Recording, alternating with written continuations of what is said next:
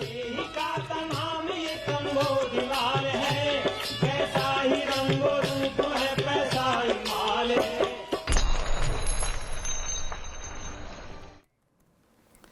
नमस्कार, मैं हूं शुभम शंकरधर। आप देख रहे हैं मनी 9। स्वागत है आपका मनी सेंट्रल में। मेरे साथ स्टूडियो में मनी 9 का एडिटर अंशुमान तिवारी जी जुड़ गए हैं। सर, बहुत स्वागत है आपका। अंशुमान जी से चर्चा शुरू की जाए उससे पहले आपको बता दें कौन सी खबरें आज मनी सेंट्रल का हिस्सा हैं। शुरुआत हम करेंगे हवाई किराए की एक खबर के साथ। अचानक क्यों सस्ते हुए हवाई किराए, किन रूट्स पर हुए, क्या वजह है, ये जानेंगे। इस समय तो छुट्टियों का सीजन है, न्यू ईयर पास है, फिर हवाई किराए सस्ते क्यों हो गए। वैश्विक बाजार में महंगा हुआ चावल, केवल भारत में नहीं पूरी दुनिया के बाजारों में चावल महंगा हो रहा है, क्या वजह है ये जानेंगे।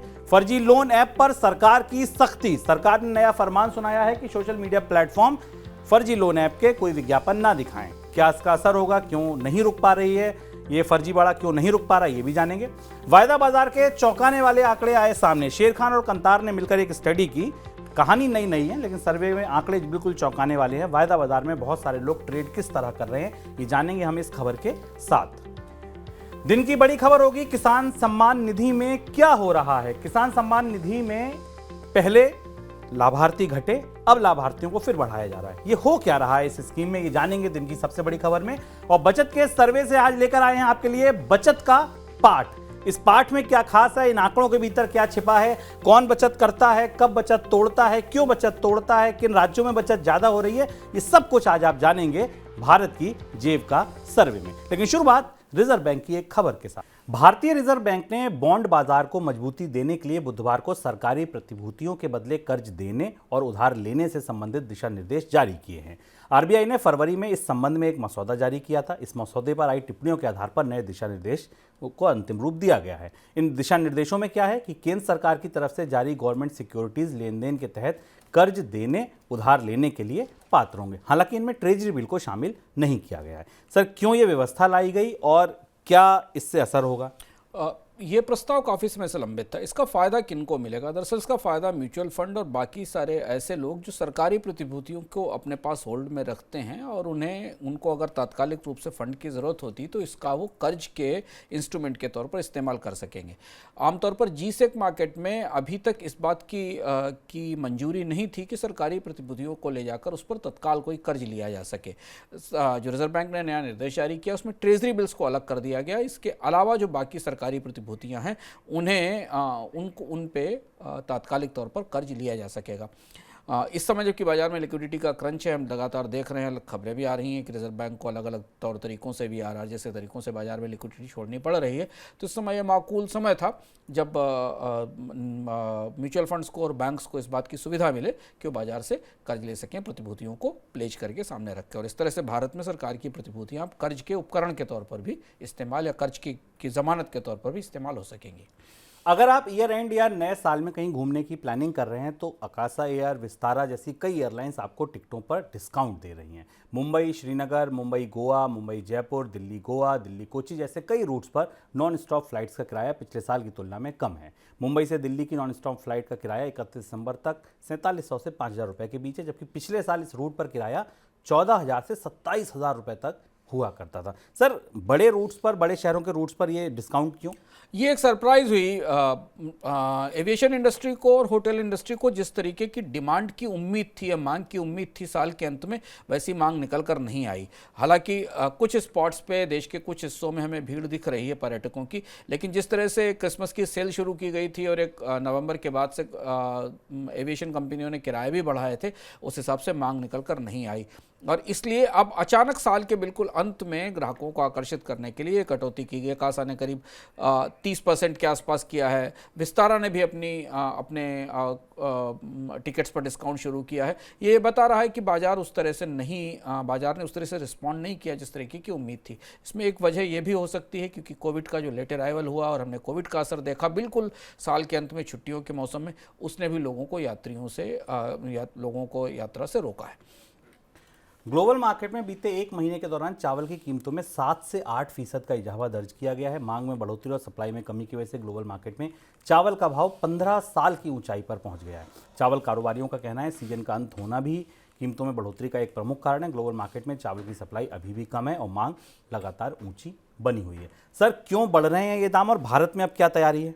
हम लगातार मनी सेंट्रल में बताते रहे आपको कि ये साल चावल के लिए, धान के लिए और बाकी फसलों के लिए भी चावल के लिए काफ़ी चुनौतीपूर्ण है। एल नीनो के असर के कारण दुनिया के जो प्रमुख देश हैं जहां चावल का उत्पादन होता है, वहां सब जगह चावल की उपज में, पैदावार में गिरावट आई है। भारत एक बड़ा निर्यातक है। अपने महंगाई को रोकने की कोशिश में भारत ने अपने चावल निर्यात को पूरी तरह बंद कर दिया था। इसका भी असर बाजार पर दिखाई दिया और अंतर्राष्ट्रीय बाजार में कीमतों में बढ़ोतरी हुई है। चावल दुनिया का सबसे बड़ा स्टेपल फूड है और चावल की कीमतें बढ़ने का असर हमें पूरी दुनिया में खाद्य महंगाई के तौर पर दिखाई देता है। भारत में परिस्थिति थोड़ी ज़्यादा चुनौतीपूर्ण इस स्थिति में दिखाई दे रही है कि भारत में तमाम कोशिशों के बाद भी कीमतें कम नहीं हो रही हैं और इसलिए सरकार को अब शायद बाजार में दखल देकर स्टॉक की लिमिट्स तय करने जैसी परिस्थितियों में जाना पड़ेगा। लेकिन दुनिया के बाकी बाजारों में भी अब चावल की महंगाई इस साल बड़ी चुनौती रहेगी अगले 2-3 महीनों तक। आईटी इंडस्ट्री में जहां सीनियर लेवल पर लोगों के नौकरी छोड़ने में तेजी आई है, लोग एक कंपनी छोड़कर दूसरी कंपनी में जा रहे हैं। आईटी कंपनियां इसको लेकर आमने सामने हैं, इनमें तकरार शुरू हो गई है। भारतीय कंपनियां इन्फोसिस और विप्रो अपने विदेशी राइवल कंपनी कॉग्निजेंट से भिड़ गई हैं। विप्रो ने बेंगलोर में सिविल कोर्ट में अपने पूर्व चीफ फाइनेंशियल ऑफिसर यानी कि सीएफओ जतिन दलाल के खिलाफ मुकदमा दर्ज किया है। दलाल ने सितंबर में विप्रो को छोड़ा था और कॉग्निजेंट ज्वाइन की थी। विप्रो ने इससे पहले भी अपने एक पूर्व अधिकारी के खिलाफ मुकदमा किया है। कंपनी का आरोप है कि उसके पूर्व सीनियर वाइस प्रेसिडेंट मोहम्मद हक ने नॉन कॉम्पिटेंस एग्रीमेंट का उल्लंघन करते हुए कॉग्निजेंट को ज्वाइन किया। इसी तरह इन्फोसिस ने भी अमेरिकी कंपनी पर अनएथिकल पोचिंग प्रैक्टिस का आरोप लगाते हुए कर्मचारियों को लुभाने का आरोप लगाया है। सर, ये कैसी चुनौती है अजीब सी? बाजार आईटी कंपनियों के श्रम बाजार में, लेबर मार्केट में एक दूसरे तरीके की जद्दोजहद दिख रही है। हमने एक तरफ देखा कि कंपनियों ने बड़े पैमाने पर छटनियां की हैं, लोगों को निकाला है, लेकिन जो स्ट्रेटेजिक रिसोर्सेज हैं उन्हें रोके रखने में कंपनियों को चुनौती का सामना करना पड़ रहा है। और विदेशी कंपनियां चूंकि बेहतर सैलरी के साथ आई हैं, इसलिए इन्फोसिस और विप्रो जैसी कंपनियों का जो स्ट्रेटेजिक स्टाफ है उसे टारगेट करने की कोशिश की जा रही है। पहली बार इस तरीके का मामला देखने को मिला जब एक कंपनी ने दूसरी कंपनी के खिलाफ शिकायत की और शिकायत दर्ज कराई। और इसमें भी सबसे महत्वपूर्ण ये कि इन कंपनियों को छोड़कर जाने वाले, विप्रो, इन्फोसिस जैसी कंपनियों को छोड़कर जाने वाले लोग जो हैं उन्होंने अपने एग्रीमेंट्स का, अपने अनुबंधों का जो उन्होंने बॉन्ड कंपनियों के साथ कर रखे हैं उनका उल्लंघन भी किया है। तो बाजार को अगर आप करीब से देखें तो निचले स्तर पर छटनी है, रोजगारों की कमी है, तनख्वाहों में कटौती है, कम कीमत पर काम करने के लिए के अवसर हैं। लेकिन जैसे ही हम मिडिल मैनेजमेंट की तरफ जाते हैं, स्ट्रेटेजिक पदों की तरफ जाते हैं, वहाँ अभी भी काफ़ी गहरी प्रतिस्पर्धा कंपनियों के बीच बनी हुई है। सरकार ने सोशल मीडिया और ऑनलाइन मंचों को फर्जीवाड़ा करने वाले लोन ऐप के विज्ञापनों को न लगाने का निर्देश दिया है। आईटी मंत्रालय ने इन प्लेटफॉर्म को स्पष्ट तौर पर कह दिया है कि वे कर्ज बांटने वाले, गैरकानूनी और धोखाधड़ी में लिप्त ऐप को विज्ञापन ना करने दें। इसकी वजह से ये विज्ञापन गुमराह करते हैं लोगों को, इंटरनेट यूज़ करने वालों को, और उनका शोषण भी करते हैं। सर, सरकार कई तरीके से कोशिश कर रही है। एनबीएफसी के रास्ते लोन मत दो, डिजिटल ऐप को गूगल प्ले स्टोर से हटाओ, अब ये भी एक नई बात आ गई है ऐड मत करने दो। ये रुक क्यों नहीं रहा है अभी तक? क्योंकि ये पूरा वितरण जो है ऐप का, ये जिन एजेंसियों के पास है, जिन प्लेटफॉर्म्स के पास है, उनको सीधे तौर पर इस बात के लिए बाध्य कर पाना मुश्किल है। डिजिटल और फर्जी लोन ऐप्स का मामला 2 साल पुराना हो गया है। भारत में कई जगह जांच हुई है, छापे पड़े हैं, रिजर्व बैंक की तरफ से भी गाइडलाइंस जारी की गई हैं। लेकिन अभी भी आपको जो प्रमुख ऐप डाउनलोड्स के लिए जो ऐप के स्टोर्स हैं, चाहे वो ऐप स्टोर हो या गूगल का प्ले स्टोर हो, इन सब जगह ये ऐप्स भी उपलब्ध हैं और इनका प्रचार भी लगातार हो रहा है। सरकार अभी केवल एडवाइजरी भूमिका में ही दिखाई दे रही है, सलाह देने की कोशिश कर रही है, लेकिन अब ऐसा करना पड़ेगा क्योंकि जिस तरीके की चुनौती डिजिटल लोन ऐप्स के साथ बढ़ रही है, उसमें शायद सीधा दखल करना पड़ेगा। और इस बात की संभावना भी है कि शायद अगले कुछ एक महीने के भीतर सोशल मीडिया प्लेटफॉर्म्स के खिलाफ स्पष्ट दिशा निर्देश भी जारी होंगे इन ऐप्स को लेकर। ब्रोकरेज फर्म शेयर खान ने कांतार के साथ मिलकर एक सर्वे किया जिसमें चौंकाने वाली जानकारी सामने आई। सर्वे में पता चला कि करीब 53% ट्रेडर्स ऐसे हैं जो वायदा बाजार में सौदे social media tips, YouTube video और दोस्त रिश्तेदारों की सलाह पर ले रहे हैं। केवल 10% लोग ही बाजार में सोच समझकर रिसर्च के साथ सौदे कर रहे हैं। इस रिपोर्ट में यह भी पता चला कि 16% ट्रेडर ऐसे हैं जो बिना किसी स्टॉप लॉस के ट्रेड ले रहे हैं, जबकि 42% लोग ऐसे हैं जो अपने आधे से ज़्यादा सौदों में या आधे सौदों में स्टॉप लॉस नहीं लगाते। एक किताब मैंने पढ़ी थी, उसमें स्टॉप लॉस का जो चैप्टर था उसमें कहते हैं कि स्टॉप लॉस ना लगाना ऐसा होता है कि आप अपना घर खुला छोड़कर कहीं घूमने चले गए हैं। तो आप सोचिए कि इतने लोग, 16% लोग ऐसे हैं जो स्टॉप लॉस ही नहीं लगाते हैं अपने किसी सौदे में। सर, ये कितनी बड़ी चुनौती है? भारत में निवेशकों का एक बहुत बड़ा तबका ऐसा है जो बुनियादी वित्तीय सुरक्षा के और फिनेंशियल प्लानिंग के नियमों की भी समझ नहीं रखता और उस तरह से निवेश नहीं करता। आपको भारत के फ्यूचर ऑप्शन मार्केट में तमाम निवेशक ऐसे मिल जाएंगे जिन्होंने बचत भी शुरू नहीं की है, जिन्होंने अपनी फाइनेंशियल सिक्योरिटी के लिए इंश्योरेंस जैसी बुनियादी चीज़ों में भी निवेश नहीं किया है या उनमें बचत नहीं की, और वो फ्यूचर ऑप्शन में ट्रेडिंग कर रहे हैं। सेबी ने बार बार ये बात कही। सेबी ने अपनी रिपोर्ट में कहा कि फ्यूचर ऑप्शन में ट्रेड करने वाले 10 में से 9 लोग बर्बाद ही होते हैं, उनका पैसा डूबता है, नुकसान होता है। उसके बाद भी हमें दिख रहा है कि ये लालच लगातार सामने आ रहा। तो ये कुछ ऐसी स्थिति हो गई ना जैसे कि कोई व्यक्ति पहले से ही भ्रम में हो और उसको आप नशा करा दें। तो ज़्यादातर लोग अब इस समय बाजार में फ्यूचर ऑप्शन में किसी यूट्यूब इन्फ्लुएंसर को सुनकर, किसी टेलीग्राम चैनल को सुनकर, किसी इंस्टाग्राम वाले को सुनकर ट्रेडिंग करने जाते हैं और उनको इसका कुछ भी पता नहीं है। नहीं तो इतनी तो बुनियादी समझ फ्यूचर ऑप्शन ट्रेडिंग करने वाले को होगी कि उसको स्टॉप लॉस लगाना चाहिए, उसके बिना कोई काम नहीं करना चाहिए। और ये एक अजीब सी चुनौती है जिसमें बहुत सारे लोग अपनी बचत गंवा रहे हैं बगैर जाने हुए। आपके आसपास भी अगर लोग ऐसा कर रहे हैं तो उन्हें रोकिए, उन्हें मना करिए, उन्हें समझाइए कि ये फ्यूचर ऑप्शन का कारोबार आपके लिए तो कम से कम नहीं है अगर आप इसके बारे में नहीं जानते, और अगर करना चाहते हैं तो नियमों के तहत किया जाए, उन सुरक्षा के तहत किया जाए जिसमें आपको नुकसान ना हो। कुवेरा म्यूचुअल फंड यूटिलिटी जैसे फ्री म्यूचुअल फंड स्कीम बेचने वाले प्लेटफॉर्म, जिन्हें एग्जीक्यूशन ओनली प्लेटफॉर्म यानी ईओपी कहा जाता है, वो अब एसेट मैनेजमेंट कंपनियों से प्रति ट्रांजैक्शन शुल्क लेंगे। Association of mutual funds in India यानी एएमएफआई ने कैटेगरी 1 ईओपी के लिए प्रति ट्रांजैक्शन ₹2 का शुल्क वसूलने की सीमा तय की है। वहीं कैटेगरी 2 ईओपी अपनी वैल्यू एडेड सेवाओं के लिए ग्राहकों से शुल्क वसूलेंगे। सेबी ने शुल्क की कोई अधिकतम सीमा तय नहीं की है दूसरे वाले प्लेटफॉर्म्स के लिए। ये फीस 1 दिसंबर 2023 से लागू होनी थी, लेकिन अभी तक इस पर सहमति नहीं बन पाई है। सर, ये शुल्क क्यों लाया जा रहा है? भारत में म्यूचुअल फंड दो तरह से बिकते हैं, एक तो डिस्ट्रीब्यूटर के जरिए और एक डायरेक्ट म्यूचुअल फंड। डिस्ट्रीब्यूटर के जरिए वो म्यूचुअल फंड है जिसमें कोई डिस्ट्रीब्यूटर और कोई एजेंट आपको म्यूचुअल फंड बेचता है, आपको सलाह देता है और उसकी सलाह के आधार पर आप म्यूचुअल फंड खरीदते हैं। अधिकतर बैंक्स इसी तरह से म्यूचुअल फंड बेचते हैं। पर सेबी ने एक व्यवस्था और दी थी कि आपको किसी डिस्ट्रीब्यूटर की सलाह की जरूरत नहीं है, कमीशन की जरूरत नहीं, आप सीधे किसी भी पोर्टल पर जाकर, जो डिस्ट्रीब्यूशन ओनली प्लेटफॉर्म्स हैं वहां से जाकर सीधे म्यूचुअल फंड खरीद सकते हैं। मामला यहां उलझा हुआ था कि जो डायरेक्ट म्यूचुअल फंड बेच रहे हैं या सीधे म्यूचुअल फंड बेच रहे हैं, उनके पास क्या इंसेंटिव है, उनके पास कोई लाभ या सुविधा है कि नहीं, क्योंकि म्यूचुअल फंड एजेंसी डिस्ट्रीब्यूटर्स को तो कमीशन देती है अपना प्रोडक्ट बेचने के लिए। यह मामला लंबे समय से खींचतान के बाद अब इस स्थिति में पहुंचा है कि शायद सेबी इस बात की इजाज़त देने वाली है कि जो डायरेक्ट म्यूचुअल फंड बेचने वाले प्लेटफॉर्म हैं उनके ऊपर उन्हें लगभग ₹2 प्रति ट्रांजेक्शन की छूट मिल सकेगी, अब फीस लगाने की छूट मिल सकेगी। जीरोधा और इस तरीके के तमाम प्लेटफॉर्म इस बात की मांग पहले से, कुवेरा जैसे तमाम प्लेटफॉर्म इस तरीके की मांग कर रहे थे।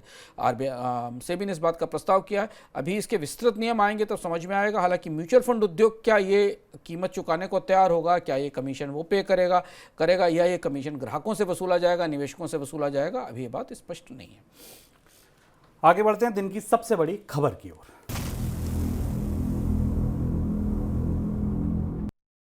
पीएम किसान के लाभार्थियों की संख्या में बड़ी गिरावट देखने को मिल रही है। अप्रैल-जुलाई 2022 के दौरान लाभार्थियों की संख्या 10 करोड़ 47 लाख तक पहुंच गई थी। वहां से इस संख्या में करीब 20% की गिरावट आई और यह घटकर 8 करोड़ 12 लाख रह गई थी। हालांकि सरकार ने 15 नवंबर से शुरू की गई एक नई संकल्प यात्रा अभियान में फिर से लोगों को जोड़ना शुरू किया है। अब तक 34 लाख किसानों को वापस जोड़ा गया है। 26 जनवरी तक चलेगी ये यात्रा। इस यात्रा के जरिए लाभार्थियों को सरकार की विभिन्न योजनाओं के बारे में भी बताया जाएगा और उससे जोड़ा जाएगा। सर, पहला सवाल तो ये कि एक समय पर इतनी पहुंच गए थे, फिर इतना गिर गए, क्या हो रहा है, क्यों कम हो गए थे इतने? पीएम किसान निधि में कुछ अजीबोगरीब सी चीज़ हो रही है। हमें दिखाई दिया कि पहले जब पीएम किसान निधि जारी की गई थी और उसके बाद जब शुरुआत की गई थी, तब सरकार ने इस बात के लिए प्रोत्साहन दिया था कि अधिक से अधिक किसान इसमें जुड़े जो इसका पात्र हैं, और इसमें एक बार में संख्या करीब 10 करोड़ से ऊपर पहुंच गई थी। ये बात अप्रैल और जुलाई 2022 के आसपास की है।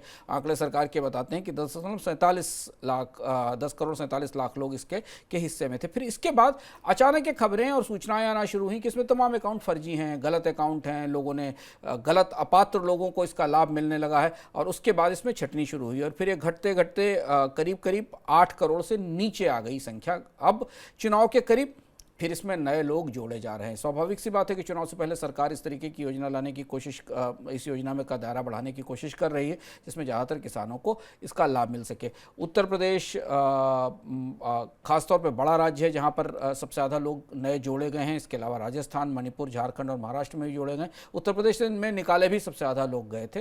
अकाउंट्स भी जो फर्जी पाए गए थे अपात्र लोगों के प्रधानमंत्री किसान सम्मान निधि में, वो भी उत्तर प्रदेश उन राज्यों में प्रमुख था। महत्वपूर्ण बात समझने वाली यह है कि पूरी किसान सम्मान निधि में शामिल होने के पूरे ढांचे में अभी पारदर्शिता नहीं आई है। स्कीम को चलते हुए 3 साल से ज़्यादा हो चुके हैं, पर इसमें एक किस्म की वॉलेटिलिटी या उतार चढ़ाव दिखाई देता है लोगों के आने और शामिल होने में, जबकि इसके नियम निर्धारित हैं, इसके पात्रता की शर्तें निर्धारित हैं। तो ऐसा क्यों है, ये अभी समझना मुश्किल है। लेकिन फिलहाल तो चुनाव में सरकार शायद इस किसान सम्मान निधि को सबसे महत्वपूर्ण रूरल स्कीम के तौर पर आगे लाना चाहती है और इसलिए इसमें नए लोग जोड़े जा रहे हैं। करीब करीब 34 लाख लोग अभी तक इसमें जोड़े गए हैं हाल के महीनों में। सर, बजट की रोशनी में अगर इसे देखें, अब तो बजट भी करीब है, हालांकि वोटर अकाउंट होगा लेकिन 3 महीने का खर्चा तो लिया ही जाएगा, वहां कितना असर पड़ता देख रहे हैं आप? अगर आप सरकार का लक्ष्य देखें तो उस हिसाब से जो सरकार का टारगेट है, अगर उससे आगे निकलता है क्योंकि 10 करोड़ की तो पिछली सीमा है। अभी जब वहाँ खड़े हुए हैं वहाँ 8 करोड़ के आसपास लोग किसान सम्मान निधि में।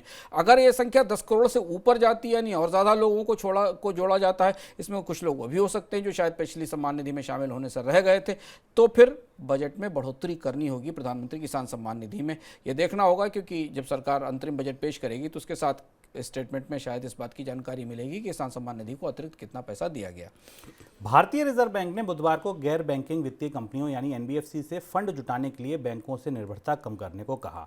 आरबीआई की trend and progress of banking India report के मुताबिक बैंकों की बैलेंस शीट अभी मजबूत है। 2023-24 की पहली छमाही यानी अप्रैल से सितंबर के दौरान बैंकों के ग्रॉस एनपीए भी सुधरे हैं, ये 3.2% पर आ गए हैं। लेकिन एनबीएफसी की बैंकों पर अत्यधिक निर्भरता फाइनेंशियल सिस्टम के लिए रिस्क हो सकता है। इसके अलावा रिपोर्ट में बैंक और भुगतान प्रणाली को साइबर खतरों से होने वाली धोखाधड़ी और निजी जानकारी में सेध के जोखिमों से बचाव करने के लिए भी ठोस कदम उठाने को कहा गया है। सर, एनबीएफसी को लेकर ये रिपोर्ट क्या कहती है? आरबीआई की रिपोर्ट में कई सारी महत्वपूर्ण जानकारियां मिली। पिछला साल आरबीआई ने अपनी रिपोर्ट में कहा कि रिटेल क्रेडिट की ग्रोथ का साल था। 15% से ऊपर की ग्रोथ रेट रिटेल क्रेडिट में, खुदरा कर्जों में दिखाई दी, जो बाद में आरबीआई के लिए चुनौती बने और अब उन पर अनसिक्योर्ड लोन पर रोक लगाई जा रही है। पहली चीज़ तो इसमें निकल कर आई कि जो इंस्टीट्यूशनल क्रेडिट था उसके बजाय खुदरा क्रेडिट को वित्तीय सिस्टम का सबसे बुनियादी और सबसे महत्वपूर्ण हिस्सा बनकर उभरे इस रिपोर्ट में।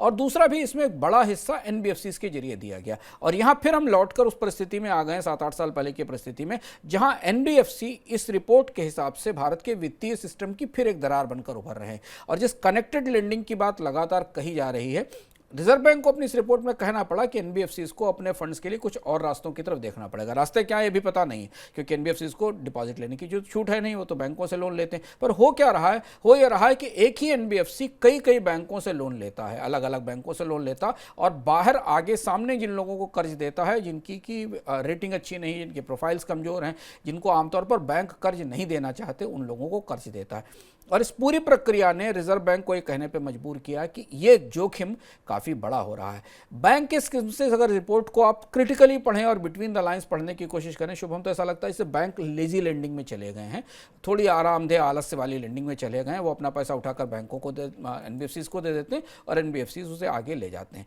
अब यहाँ रिजर्व बैंक ने इस रिपोर्ट के बाद एक नई बहस शुरू की है कि एनबीएफसीज को बैंकों पर निर्भरता खत्म करनी पड़ेगी या कम करनी पड़ेगी। अगर ऐसा होता तो पैसा कहाँ से लाएंगे, या तो बॉन्ड मार्केट से जाकर बारो करेंगे, नहीं तो उनको अभी डिपॉजिट्स की छूट तो नहीं है। सर, बैंकों के लिए कितनी बड़ी चुनौती है? अब बैंकों के अभी क्रेडिट का बिजनेस का एक बड़ा हिस्सा एनबीएफसीज चला रहे थे और उम्मीद थी कि आने वाले समय में जो फिनटेक कंपनी आएंगी वो भी इस क्रेडिट का एक हिस्सा चलाएंगी। लेकिन अब रिजर्व बैंक बेहद सख्त है। रिजर्व बैंक ने एक तो सख्ती ये की कि जो अनसिक्योर्ड लोन थे उनको रोक दिया और क्रेडिट कार्ड और पर्सनल लोन्स पे सख्ती की गई। अब एनबीएफसीज के जरिए जाने वाले क्रेडिट पर भी सख्ती होने वाली है। तो भारत की पूरी अर्थव्यवस्था में क्रेडिट का फ्लो सिकुड़ने की, कम होने की संभावना है। और चूंकि बैंक ही क्रेडिट के प्रमुख स्रोत हैं, चाहे वो परोक्ष रूप से जा रहा हो या प्रत्यक्ष रूप से हो, सीधे बैंक दे रहा हो या शैडो बैंक के जरिए जा रहा हो, तो बैंकों को अपने कारोबारी ढांचे को नए सिरे से सोचने की जरूरत पड़ेगी। यदि भारत का केंद्रीय बैंक ये मान रहा है कि क्रेडिट के एक्सपोजर एक सीमा से अधिक खतरनाक हो रहे हैं, तो बैंकों के कोर बिजनेस मॉडल को नए सिरे से वर्कआउट करने की कोशिश करनी पड़ेगी। हालांकि रिजर्व बैंक ने कहा कि बैंकों की बैलेंस शीट बेहतर है, लेकिन अभी ये इसमें कई सारी चुनौतियां, इसे और बेहतर किया जाना चाहिए। तो बैंकों की बैलेंस शीट बेहतर करने के बारे में जब भी रिजर्व बैंक कहता है, तो ये समझना जरूरी है कि रिजर्व बैंक बैंकों की बैलेंस शीट में कर्ज की क्वालिटी बेहतर करने के लिए कह रहा है। पर भारत में कर्ज की अच्छी क्वालिटी के कर्ज लेने वाले लोगों की संख्या ही सीमित है। बहुत सारे अच्छी क्वालिटी के, जिनकी अच्छी साख है, ऐसे कर्ज लेने वालों की संख्या सीमित है। तो एक तरीके की दुविधा जो रिजर्व बैंक की बैंकिंग क्षेत्र को लेकर दिखती है, वो इसमें उभर कर सामने आ रही है। एनसीएलटी की मुंबई बेंच ने रिलायंस कम्युनिकेशन की सब्सिडरी रिलायंस कम्युनिकेशन इंफ्रास्ट्रक्चर के कर्ज रेजोल्यूशन प्लान को मंजूरी दे दी। इस कंपनी के लिए Reliance project and property management services ने 455.9 करोड़ रुपए की बोली जमा की, जबकि कंपनी के कर्जदाताओं का दावा कितने का था जानते हैं आप? 47,251 करोड़ रुपए का। इस बोली को कर्जदाताओं की समिति सीओसी से 5 अगस्त को भी मंजूरी मिल चुकी है। सर, क्या है पूरा फैसला और क्या मतलब निकलता है इसका? देखिए, बैंक्रप्सी कानून या बैंक्रप्सी व्यवस्था की आड़ में कैसे कंपनियों की डील होती है, उसका एक उदाहरण निकलकर सामने आया। 47,000 करोड़ रुपए की लायबिलिटी थी अनिल अंबानी की कंपनी पर, और इस कंपनी को मुकेश अंबानी, उनके ही भाई की कंपनी ने सिर्फ 455 करोड़ रुपए में खरीद लिया। ये रिलायंस कम्युनिकेशन शुरुआती दौर की कंपनी थी जिसको शुरुआत में जीएसएम सेवा के समय लाइसेंस मिले थे, और इसमें हेयर कट का स्तर ह्यूज है। ये दिखाता है कि किस तरह से भारत के प्रमुख बैंकर अपने कर्ज की वसूली में चूक रहे हैं। और जो बात हम बार बार अलग अलग कार्यक्रमों में कहते रहे हैं कि बैंक्रप्सी की कोर्ट की पूरी प्रक्रिया कंपनियों को उबारने की कोशिश में लेंडर्स के हकों को या उनके बकाया कर्ज की पूरी वसूली नहीं करा पा रही। और ये दिखाई दे रहा है अंततः रिलायंस कम्युनिकेशन, चूंकि रिलायंस जियो बड़ा और सबसे बड़े नेटवर्क्स में शामिल है, तो इसलिए स्वाभाविक सी बात थी कि कंपनी बाद में टेलीकॉम की कंपनी वहाँ सिनर्जी में शामिल हो जाएगी। रूस के उप प्रधानमंत्री अलेक्जेंडर नोवाक ने कहा कि इस साल रूस का अधिकतर ऑयल एक्सपोर्ट चीन और भारत को किया गया है। उन्होंने कहा कि पश्चिमी देशों की ओर से रूस पर लगाए गए आर्थिक प्रतिबंधों को सफलतापूर्वक सामना किया गया उनका, और यूरोप के लिए जाने वाले ऑयल एक्सपोर्ट को भारत और चीन की ओर मोड़ दिया गया। रूस ने अपने कुल कच्चे तेल निर्यात में 90% इन दो मुल्कों को दिया है। सर, रूस के इस बयान का मतलब कैसे समझा जाए? ये बात अब आधिकारिक रूप से रूस की तरफ से कही गई, और दिलचस्प बात है कि प्रतिबंधों के बाद रूस के तेल को सबसे ज़्यादा, अधिकांश तेल को बाजार में चीन और भारत ने खरीदा। परोक्ष रूप से अभी भी कह सकते हैं कि इस युद्ध के इस पूरे दौरान रूस को आर्थिक रूप से जो संसाधन जहाँ से मिले वो भारत और चीन के बाजार थे। दूसरी चीज़ है कि दुनिया के बाजार में जिस तेल की सप्लाई रूस ने की प्रतिबंधों के भीतर रहते हुए $60 की सीमा के भीतर, वो तेल, और उसने जो बाजार में तेल की मांग और आपूर्ति को संतुलित करने की कोशिश की, उसका सबसे बड़ा जरिया भारत बनता दिखाई दिया है। तो पिछले 1 साल से हम लगातार आपको ये बात बता रहे थे कि कैसे भारत की कच्चे तेल की आयात की निर्भरता रूस पर बढ़ती जा रही है, वो दिखाई दी। भारत के विदेश मंत्री एस जयशंकर अभी मॉस्को की यात्रा पर थे, महत्वपूर्ण विजिट थी उनकी, मुलाकात रूसी राष्ट्रपति पुतिन से भी हुई, पर इस बार रूपी रूबल ट्रेड पर चर्चा नहीं हुई, रुपए में भुगतान पर चर्चा नहीं हुई। रूपी रूबल ट्रेड के बावजूद अगर रूस का अधिकांश तेल भारत को आया है और रूस सबसे बड़ा भारत ग्राहक रहा है, तो स्वाभाविक सी बात है कि भारत ने रुपए के अलावा किसी दूसरी मुद्रा में रूस को भुगतान किया है। और अब जबकि रुपए में भुगतान को रूस ने नकार दिया है, तो आने वाले समय में ये देखना होगा कि और कौन सी ऐसी मुद्रा है जिसके इस्तेमाल से भुगतान किया जाएगा। चलिए सर, रूस तो डिस्काउंट पे भी तेल दे रहा था और सबसे ज़्यादा तेल भी भारत ने ही खरीदा। लोगों को क्या फ़ायदा हुआ? कोई बड़ा फ़ायदा आप नहीं देख सकते, क्योंकि रूस से प्रतिबंधों के बावजूद तमाम सवाल उठाए गए। पूरी दुनिया में ये भी कहा गया कि भारत रूस के प्रतिबंधित तेल खरीद रहा है। भारत में अगर इसको 2 तरह से देख सकते हैं। भारत में कच्चे तेल की महंगाई के दौरान कीमतें कम नहीं हुई। रूस का सस्ता कच्चा तेल आया भी, लेकिन भारत में पेट्रोल डीजल की कीमतों में कोई कमी नहीं हुई, हालांकि कोई बढ़ोतरी भी नहीं हुई, ये वहीं स्थिर बनी रही।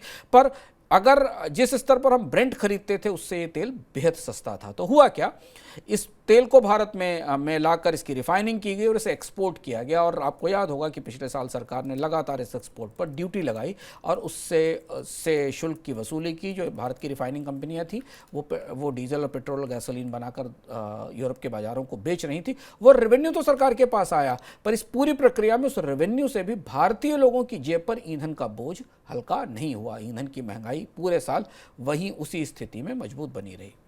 अब बात भारत के जेब के सर्वे की।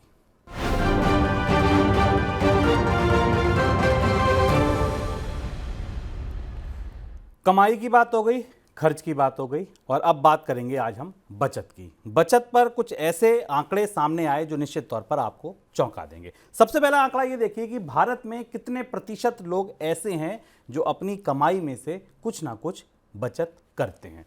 पहला आंकड़ा बचत का, तो भारत में 88% परिवार ऐसे हैं भारत के जो बचत करते हैं। 2022 में यह आंकड़ा 70% का था। 70% से बढ़कर 88% अब ऐसे लोग हो गए जो अपनी मासिक कमाई में से, सालाना कमाई में से कुछ ना कुछ बचत करते हैं अपनी परिवार की कमाई में से। सर, कैसे इस आंकड़े को पढ़ा जाए? बचत के आंकड़े की जब हम बात करते हैं तो इसमें सारे तरीके की बचतें शामिल हैं। बैंकों में रखा पैसा शामिल है, इंश्योरेंस जो भी एक सिक्योरिटी, फाइनेंशियल सिक्योरिटी की दृष्टि से बीमा का पैसा शामिल है, स्मॉल सेविंग स्कीम्स में लगाया गया पैसा शामिल है, जो छोटी बचत स्कीमों में जैसे कि आप एनएससी में या डाकघर जमा योजना में लगाते हैं वो पैसा भी शामिल है, और इसके अलावा गोल्ड या सोने में भी जो परोक्ष रूप से निवेश से बचत की जाती है उसको भी शामिल किया जाता है। और यह आंकड़ा जो हमारे पास 2022 से 2023 का आंकड़ा है बता रहा है कि लगभग 18% की बढ़ोतरी हमें इस आंकड़े में दिखाई दे रही है, जो ये बता रही है कि जैसे जैसे लोगों की इनकम बढ़ी पिछले साल के दौरान, जो हमने आपको बताया था, उसका एक हिस्सा बचतों में भी जाना शुरू हुआ, और बचतों में कुछ मामलों में खासी महत्वपूर्ण बढ़ोतरी दिखाई दी। बीमा में महत्वपूर्ण ढंग से बढ़ोतरी दिखाई दी, जबकि अभी भी भारत में लगभग ऐसे लोग दिखाई दिए 12% जो बिल्कुल बचत नहीं करते हैं, जिनके पास बचत शून्य है। चलिए अब अगली बात समझिए कि ये 88% लोग जहां बचत करते हैं, ये बचत करते कहाँ हैं? ये बचत बैंकों में रखते हैं, ये बचत किसी दूसरे विकल्प में रखते हैं? तो सर्वे के आंकड़ों से पता चला कि भारत में परिवार जो बचत करते हैं उनका सबसे भरोसेमंद जरिया है बैंक।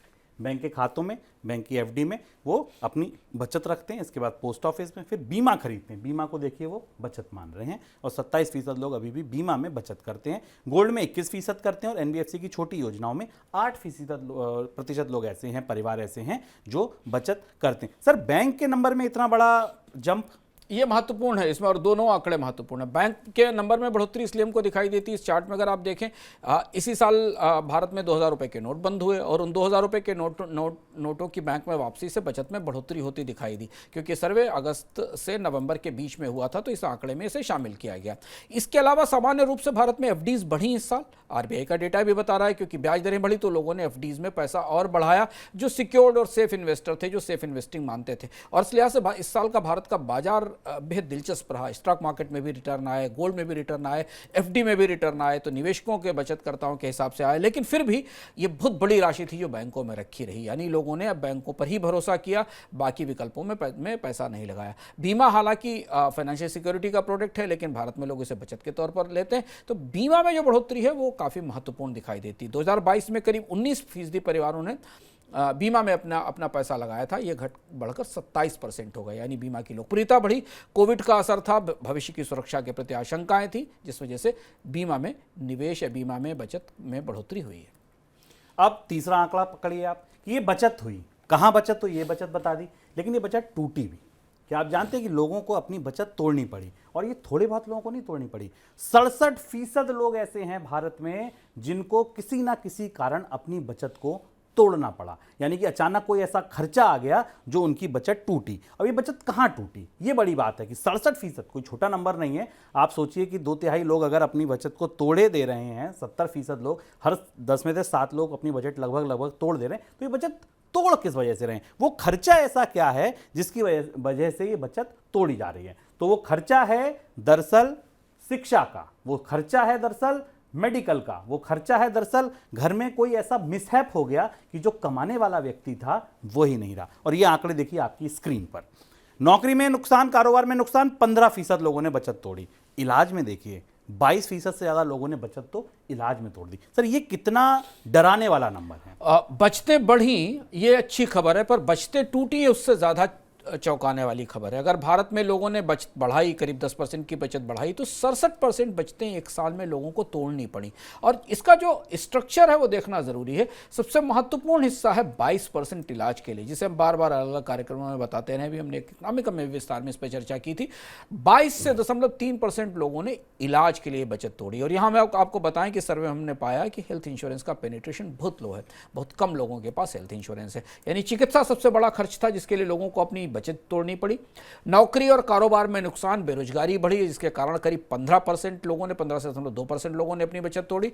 और इसके अलावा एक हिस्सा ऐसा था जो बच्चे की शिक्षा का था, यानी बच्चों की फीस इतनी महंगी हुई, पढ़ाई इतनी महंगी हुई कि लोगों ने अपने भविष्य के लिए की गई बचतों को तोड़ा। ये बचतों का, भारतीय बचतों का हिसाब किताब है। तो देखिए, आज हमने बचत का पन्ना पलटा और पता चला कि भारत में अभी भी लोग बीमा में बचत कर रहे हैं, जो बड़ा एक चौंकाने वाला आंकड़ा है। सोचिए, बीमा तो बचत के लिए थोड़ी होता है, लेकिन लोग बचत कर रहे हैं, बैंकों में लोग बचत रख रहे हैं। महंगाई से ज़्यादा रिटर्न वहाँ नहीं मिल रहा, लेकिन लोग फिर भी बैंकों में अपनी बचत रख रहे हैं, बीमा में बचत रख रहे हैं। और ये बचत किसी काम की नहीं है। यकीन मानिए, ये निवेश अगर आप इसे माने, अगर आप इसे केवल बचत मान रहे हैं तो ठीक है, इमरजेंसी फंड तक का पैसा तो यहाँ ठीक है। लेकिन अगर आप FD में या बैंक अकाउंट में पैसा रख रहे हैं निवेश के लिहाज से, तो ये ठीक नहीं है। दूसरा चौंकाने वाला आंकड़ा जो हमने आपको बताया वो था बचतें तोड़ने का।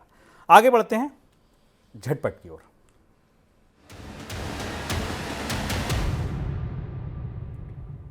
कोविड में सुस्त हुई रिटेल रियल एस्टेट इंडस्ट्री में तेजी का दौर है, जिसके आगे भी जारी रहने की उम्मीद है। साल 2023 में 50 लाख स्क्वायर फुट से ज़्यादा ग्रेड ए मॉल ऑपरेशनल यानी चालू हुए हैं। ये 7 साल में सबसे ज़्यादा है। करीब 80 लाख स्क्वायर फुट स्पेस पर काम चल रहा है 2024 में, जिसके पूरा होने की उम्मीद है। 3 से 4 वर्षों में मॉल सेक्टर में 20,000 करोड़ के निवेश की भी उम्मीद है। 2 बड़े बैंकों ने FD पर ब्याज बढ़ाया है। फिक्स डिपॉजिट पर ब्याज बढ़ाने वाले बैंकों में सरकारी बैंक SBI और निजी क्षेत्र का एक्सिस बैंक शामिल है। SBI ने विभिन्न अवधि की जमाओं पर 50 बेसिस पॉइंट की वृद्धि की है। SBI ग्राहकों को अब 3.5 से लेकर 6.75% तक का ब्याज मिलेगा। बैंक ने 10 महीने के बाद FD की दरों में संशोधन किया है। निजी क्षेत्र के बैंक एक्सिस बैंक ने 2 करोड़ रुपए से कम की FD पर ब्याज दरों में संशोधन किया है। समान FD पर 3.5 से लेकर 7.10% तक का ब्याज मिल रहा है। सीनियर सिटीजन के लिए बैंकों को बैंक 0.5% ज़्यादा ब्याज दे रहे हैं। आयकर विभाग के लिए डेटा एनालिसिस और एडवांस टेक्नोलॉजी काफ़ी उपयोगी साबित हो रही है। इस टेक्नोलॉजी के जरिए आयकर विभाग ने चालू वित्त वर्ष में 36,000 करोड़ रुपए का टैक्स वसूला है। इस वसूली में 27,000 करोड़ रुपए का कॉर्पोरेट टैक्स, 9,000 करोड़ रुपए का व्यक्तिगत आयकर शामिल है।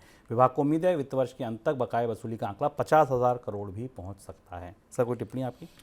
2 महत्वपूर्ण खबरें इसमें। एक तो इनकम टैक्स डिपार्टमेंट ने तकनीक के इस्तेमाल से और GST और इनकम टैक्स को एक साथ जोड़कर जिस तरीके से इनकम टैक्स डेटा को सर्च किया, उससे बड़ी वसूली हुई और इसलिए काफ़ी सारे नोटिस जा रहे हैं। और दूसरा, ब्याज दरों में, डिपॉजिट में ब्याज दरों में बढ़ोतरी का दौर फिर लौटा है। लंबे समय बाद, लगभग 8-9 महीने बाद बैंकों ने बढ़ोतरी की। आपको याद होगा, हमने बताया था कि जब से रिजर्व बैंक ने बैंकों पर इस बात की सख्ती की है कि वो अपने अनसिक्योर्ड लोन नहीं दे सकते, बैंकों को अपनी जोखिम के लिए और बाकी चीज़ों के लिए और ज़्यादा पूंजी की ज़रूरत पड़ने लगी और इसलिए अब एक बार फिर ब्याज दरों में बढ़ोतरी का दौर शुरू हो रहा है। ये संकेत आपको इस बात का भी संकेत है कि अभी वापसी में, ब्याज दरों की कमी की वापसी में और लंबा समय लग सकता है और इसलिए बैंक डिपॉजिट जुटाने की होड़ में फिर आगे आ रहे हैं। तो ये था हमारा आज का मनी सेंट्रल। कल फिर आएंगे साल का अंतिम मनी सेंट्रल लेकर। उसके बाद आपसे मुलाकात होगी नए साल में। फिलहाल अभी के लिए दीजिए इजाजत। नमस्कार। ऐसे ही का तमाम ये कमोद लाल है, वैसा ही रंगो रूप